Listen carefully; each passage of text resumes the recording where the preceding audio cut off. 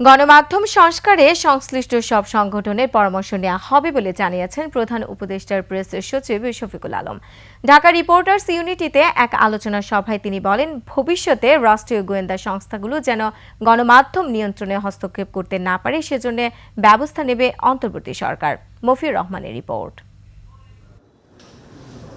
গণমাধ্যম সংস্কার প্রস্তাব নিয়ে আলোচনা সভার আয়োজন করে ফ্যাসিবাদ মুক্ত গণমাধ্যম চাই নামে সংগঠন। এতে গণমাধ্যম সংস্কারে 13 দফা প্রস্তাবনা তুলে ধরা হয়।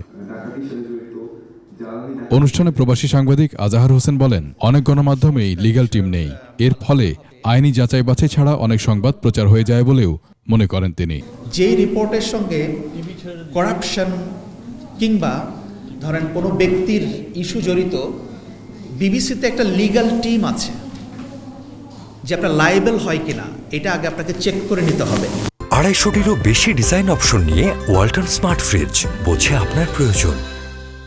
প্রধান উপদেষ্টার প্রেস সচিব বলেন, বিগত সময়ে সরকারি গোয়েন্দা সংস্থা সব গণমাধ্যম নিয়ন্ত্রণের জন্য বারবার হস্তক্ষেপ করেছে। এই সংস্কৃতি থেকে বের হয়ে আসতে এই সরকার কাজ করবে বলেও জানান তিনি। ইন্টেলিজেন্স এজেন্সি আমরা দেখেছি গত 15 বছরে আমাদের সংবাদপত্রের মুখ কেড়ে নেওয়ার, মুখ বন্ধ করে দেওয়ার মূল উপাদানগুলোর মধ্যে ছিল ইন্টেলিজেন্স এজেন্সি যারা কাজ করেছে। কোনো ইন্টেলিজেন্স এজেন্সি, কোনো এনএসআই, ডিজিএফআই যেই হোক না কেন, সেই জন্য আপনার বয়ানটাকে আপনাকে আমাদের জার্নালিজমের জন্য ইন্টারভেন না করতে পারে। টেলিভিশন পত্রিকা সবারই ন্যূনতম বেতন কাঠামো থাকা উচিত বলে মনে করেন প্রেস সচিব। মফিউর রহমান, 21 টেলিভিশন, ঢাকা।